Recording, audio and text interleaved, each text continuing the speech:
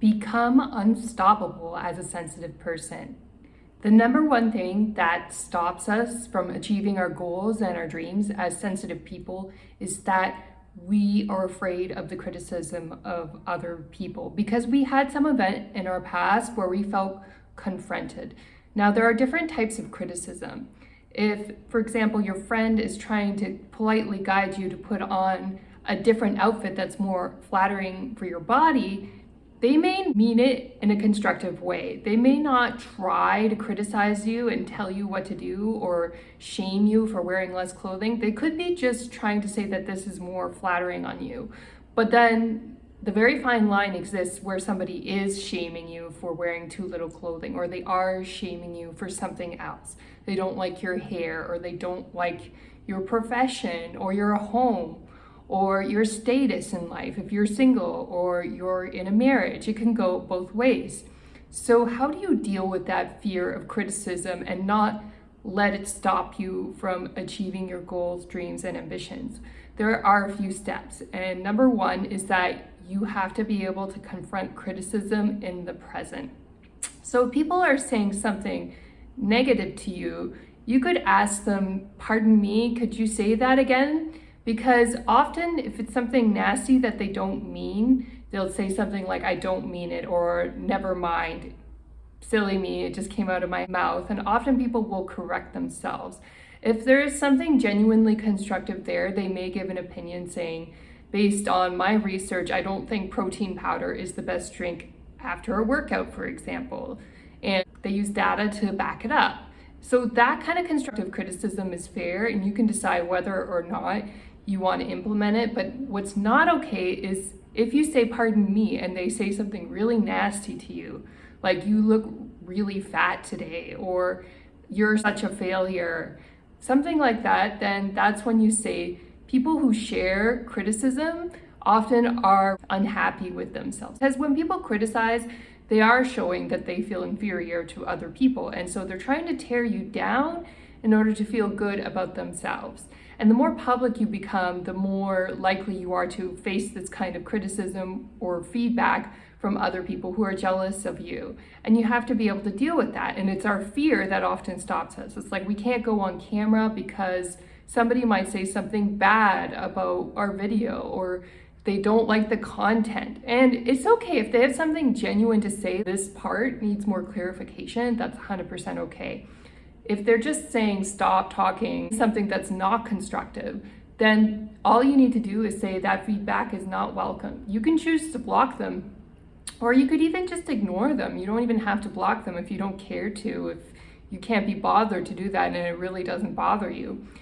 That's the key to not letting in negativity, and that's the key to becoming unstoppable in your goals, dreams, and ambitions. And when you learn to do that, there's really no barrier stopping you. And if you are procrastinating on something, you have to ask yourself, what am I afraid of?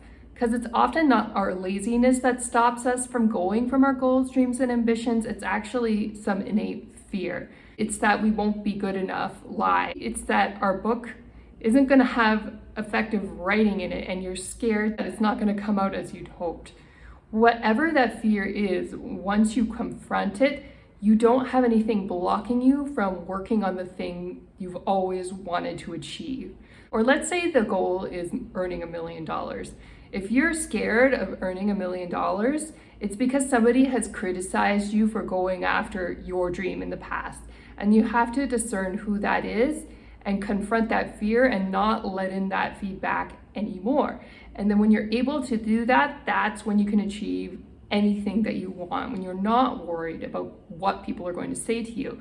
And often the wealthier you become, especially in this new age where there is a big shift in wealth going on, you probably do have to do something out of the box in order to get wealthy. The traditional routes to wealth are getting more and more complicated. It's harder to save for retirement or know what investment to pick. It's getting harder to pick the right real estate as all the prices go up. And there's nothing wrong with saving for retirement or buying real estate if that's what you want to do to build wealth. It's just that wealth often requires something of you to give to other people in order to be of service if you really want to achieve the greatest success that you can. That is something we can all feel fearful about from time to time because it does require us putting ourselves out there. It's like learning to date. When you've broken up, you have to put yourself out there in order to meet the new single people, and you can't be bitter about your experiences or your failures that you've had in the past with your relationships. And failure is quite common actually in relationships nowadays.